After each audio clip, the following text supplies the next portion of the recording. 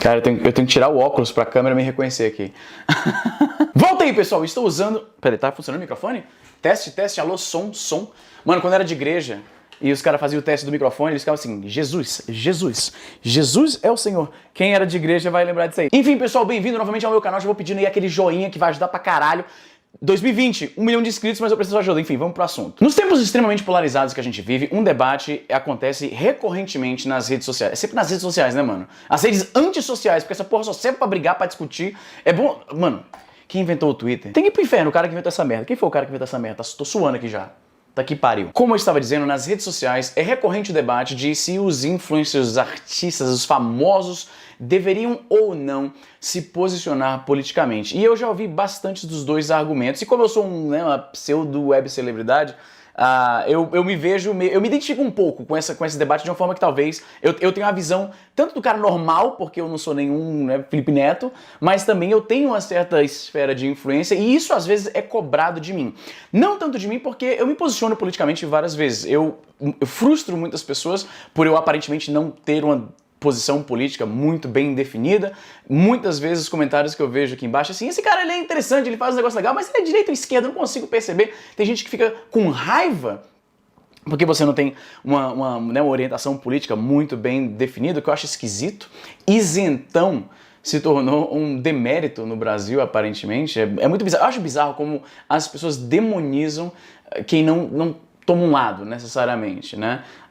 Enfim. Saiu na Folha uma matéria com o seguinte título: Silêncio sobre Roberto Alvim reinou entre o pessoal do axé, do sertanejo e do pagode. Pra quem tá um pouco por fora, Roberto Alvim era o ex-secretário da Cultura que postou um vídeo extremamente bizarro, que ele fazia um cosplay de Goebbels, e corrigir a minha pronúncia aí, eu não vou recitar não, foda-se esse cara não merece ter o nome dele e pronunciar direito não, foda-se o nome dele.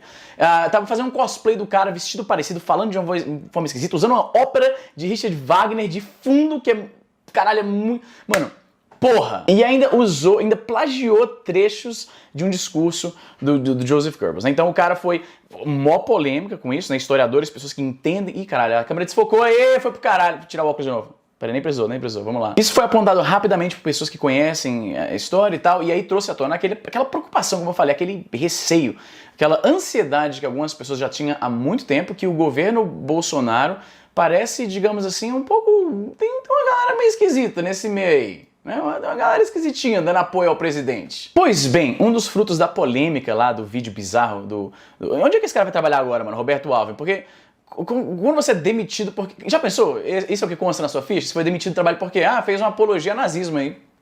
Era aparentemente um entusiasta de discursos nazistas. Como é que você vai atualizar o seu... Vale a pena ainda atualizar seu currículo depois dessa? Então, nessa coluna da Folha, escrita pelo Anderson França, não conheço o trampo do cara, ele primeiro começa o texto elogiando vários artistas que se envolvem com a política, que se expressam, que expõem o seu repúdio, que falam de coisas que eles veem que está acontecendo de errado na política e tal. E aí ele vai descer a lenha em vários artistas brasileiros que não se pronunciaram de forma alguma sobre essa treta aí do Roberto Alvim, né? Como ele diz, o silêncio reinou, e aí ele pincela, né? Ele pega alguns artistas da música popular brasileira, ele pegou alguns influencers de YouTube, ele falou da Kéfera, falou do Whindersson Nunes, que a propósito acabei de ver, mandou esse tweet, mandando a Folha se fuder. Parabéns. Eu boto fé quando os caras desse tamanho não se preocupam às vezes em mandar a imagem de bom moço pro caralho e manda real, como um ser humano de carne e osso, que tem sangue nas veias. Fala assim, meu irmão, puta que pariu. O cara tá basicamente associando essas pessoas, esses artistas, a nazistas, simplesmente porque eles não se pronunciaram sobre a parada do Roberto Alvim. E não apenas isso.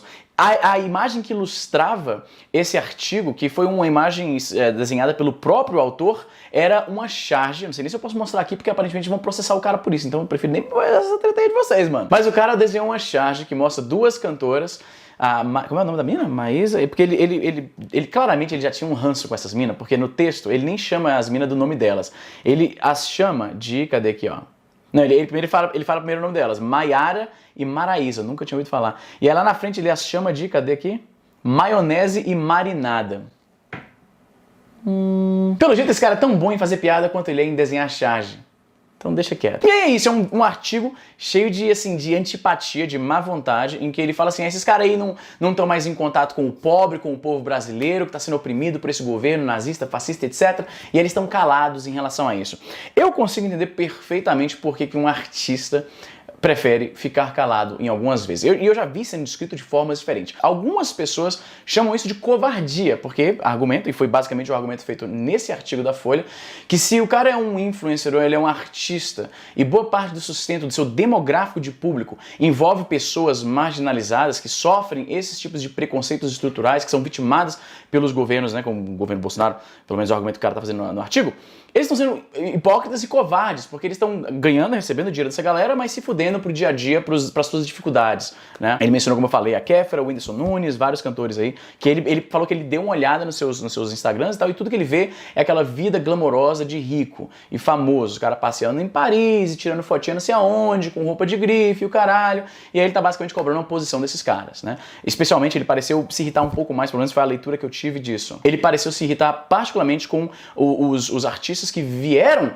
de classes marginalizadas, de classes pobres, e agora parecem indiferentes ao sofrimento dessa galera, né? Como eu ia falando, eu entendo perfeitamente por que um influencer prefere se isentar, literalmente, de fazer comentários políticos. Primeiro porque o ganha-pão desses caras é ser o mais palatável possível. Quando o Whindersson Nunes sobe num palco, ele quer contar piadas que divirta todo mundo, não só um pequeno nicho. Da mesma forma, o comportamento dele, isso eu não sei se é algo que ele já tinha naturalmente ou se foi através de, né, relações públicas que o ensinou e meio que o ajudou a trilhar esse caminho da fama. Ele tem que irritar e ofender o mínimo de pessoas possíveis para que ele seja o mais palatável possível, para que o seu apelo de público seja o maior possível. Como artista, ele quer alcançar, né, o máximo de pessoas que ele puder. Se envolver em política é uma forma muito fácil de perder, às vezes, quem sabe, potencialmente 50% do seu público. O nosso país vive extremamente dividido e eu não quero entrar nos pormenores de, né, como exatamente não tem mais esquerda do que direita no Brasil, porque cada lado acha que isso é constante. Cada lado acha que o outro está, assim, na beirada de dominar o país inteiro. O pessoal da direita morre de medo da revolução comunista que está aqui na esquina. E a galera da esquerda vê que a direita está dominando tudo. Cada lado pensa que a mídia favorece o outro e cada lado pensa que o outro lado é maior do que realmente é. Né? Eu diria, chutando aqui por alto no meu olhômetro, né?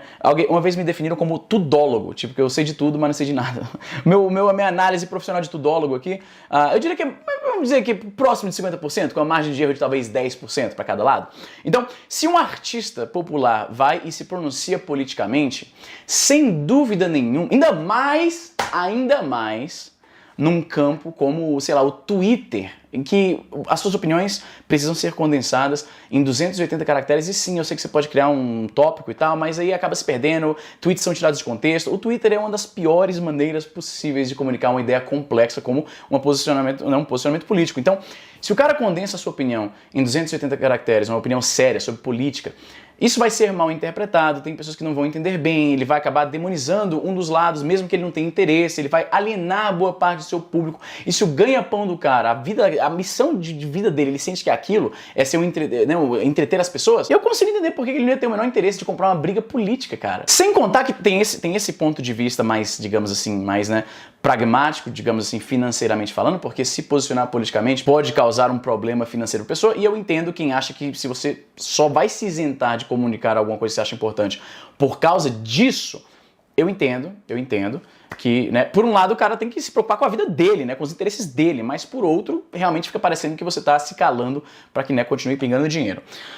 Por outro lado, tem um lado também que, tipo, mano, se meter com política no Brasil, em rede social, é um inferno, é procurar sarna pra se coçar. Quem faz comentários sobre política nas redes sociais, você pode perceber que geralmente aquilo acaba consumindo tudo que o cara faz, tudo que ele fala, as pessoas com quem ele convive virtualmente, aquilo se torna uma obsessão na vida da pessoa. Eu tenho certeza absoluta que você conhece pessoas que começaram a se posicionar em política e aí agora isso virou, o Twitter dos caras é uma batalha campal diária, o tempo inteiro. E eles não estão mudando a opinião de ninguém, eles estão só se auto-radicalizando cada vez mais. O cara que é de direita e ele é roxo na direita, Ele se mete nessas paradas e ele vai ficando cada vez mais descendo ele vai trilhando cada vez mais convicto naquelas visões dele. E a mesma coisa acontece pro lado da esquerda. O cara que é de esquerda e ele fica só se rodeando com outras pessoas da esquerda e brigando com... ele vai se enfiando cada vez mais, se radicalizando cada vez mais naquele modo de ver. Meu ponto é que ninguém muda de ideia nessa porra, ninguém muda de ideia. No final das contas, quem se posiciona é mais pra, sei lá... É mais um desabafo, eu acho. E você acaba só... Você prega para as pessoas que já estão convertidas, porque você acredita, né? As pessoas que vão bater palma e dizer, puta, coragem do caralho, o cara se pronunciou. Na verdade, a coragem você vai julgar porque, né, o cara concorda com você. Se o cara não concorda com você, você vai dizer que ele é um alienado, que ele é um burro, que ele não pesquisou, vai estudar. Então, você não... Na verdade, dizendo assim, a forma mais direta de analisar isso, no meu ponto de vista, é quando você se expressa sobre política, no Brasil especificamente, em rede social especificamente, você vai ser demonizado por metade do seu público. Você vai ganhar uma imensa dor de cabeça, pessoas vão tirar o que você falou de contexto e vão replicar em grupos de WhatsApp, em páginas de Facebook, vão te odiar pra caralho, porque eu já vi os 2 minutos de ódio que rodam nessas comunidades quando um tweet de política é tirado do seu contexto, e aí vão chamar o cara de burrão, de alienado, de vendido, O que o cara ganha? Me diz um negócio. O Whindersson Nunes viaja de jatinho particular, meu irmão. Você acha que o cara vai pegar uma vida dessa foda? E ele vai se auto-sabotar, atraindo o ódio dos caras ultrapartidários de política? Eu entendo perfeitamente. Não culpo o cara. E digo mais, se eu fosse inteligente como o Whindersson Nunes, eu também ficaria na minha.